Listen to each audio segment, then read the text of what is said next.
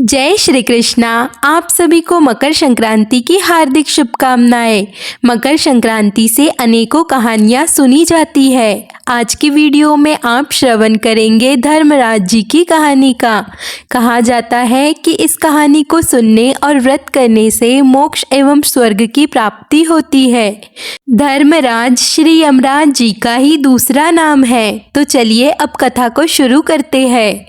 एक समय जब पृथ्वीलोक पर बब्रुवाहन नामक एक राजा हुआ करता था। उसके राज्य में किसी भी चीज की कोई कमी नहीं थी।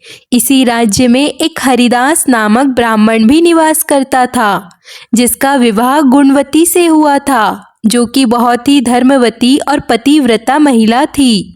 गुणवती ने अपना पूरा जीवन सभी देवी देवताओं की उपासना में लगा दिया और वह सभी प्रकार के व्रत करती थी और दान धर्म भी किया करती थी। इसके अलावा अतिथि सेवा को वह अपना धर्म मानती थी। ऐसे ही ईश्वर की उपासना करते हुए वह वृद्ध हो गई। जब उसकी मृत्यु हुई तो धर्मराज के दूत उसे अपने साथ धर्मराजपुर ले गए। यमलोक में एक सुंदर सिंहासन पर यम धर्मराज विराजमान थे और उनके पास ही चित्रगुप्त भी बैठे थे। चित्रगुप्त जब धर्मराज को प्राणियों का लेखा जोखा सुना रहे थे, तभी यमदूत गुणवती को लेकर पहुंचे। गुणवती यमराज को देखकर थोड़ी भयभीत हुई और मुंह नीचे करके खड़ी हो गई। फिर चित्रगुप्त ने गुणवती का ब्यौरा निकाला और उसके बारे में धर्मराज जी को बताया। धर्मराज जी ने गुणवती का पूरा ब्यौरा देखा और वे प्रसन्न हुए, लेकिन फिर भी उनके मुख पर थोड़ी सी उदासी सी छाई हुई थी। यह देखकर गुणवती ने पूछा, हे प्रभु, मैंने तो अपने जीवन काल में सारे सत्कर्म ही किए, फिर भी आपके मुख पर उदासी छाई है, इसका क्या कारण है? प्रभु, मुझसे क्या भूल हुई है? धर्मराज ने कहा, हे देवी, तुमने सभी देवी देवताओं के व्रत किए हैं, उपासना की है, लेकिन कभी भी तुमने मेरे नाम से कुछ पूजा या पाठ या दान नहीं किया। धर्मराज की बात सुनते ही गुणवती क्षमा याचना करने लगी और कहने लगी, हे प्रभु, मुझे आपकी उपासना के बारे में कुछ पता नहीं है। कृपया करके मुझे ऐसा उपाय बताइए प्रभु, जिससे सभी मनुष्य आपकी कृपा के पात्र बन सके। मैं आपके मुख से आपकी भक्ति का मार्ग सुनना चाहती हूँ और मेरी कामना है कि मृत्यु लोक पर वापस जाकर मैं आपकी भक्ति करूँ और सभी लोगों को इस बारे में बताऊँ। धर्मराज जी ने बताया कि जिस दिन सूर्य देवता उत्तरायण में प्रवेश करते हैं, यानी मकर संक्रांति के दिन मेरी पूजा शुरू करनी चाहिए और उस दिन से लेकर पूरे 1 साल तक मेरी पूजा करते हुए ये कथा सुननी चाहिए। साथ ही मेरी पूजा करने वाले व्यक्ति को धर्म के इन 10 नियमों का पालन अवश्य करना चाहिए। पहला, धीरज रखना यानी संतुष्ट रहना।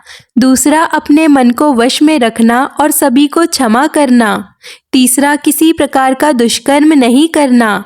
चौथा, मानसिक और शारीरिक शुद्धि का ध्यान रखना। पांचवा, अपनी इंद्रियों को वश में रखना। छठवां, बुरे विचारों को अपने मन में ना लाना। सातवां, पूजा पाठ और दान पुण्य करना।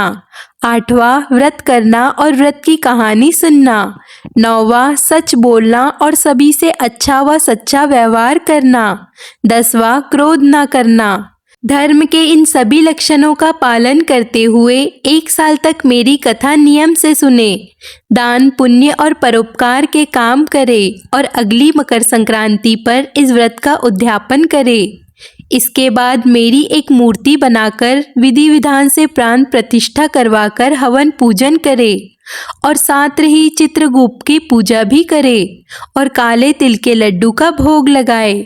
इसके बाद ब्राह्मण भोज करवाए व बांस की टोकरी में 5 सेरे अनाज का दान करे।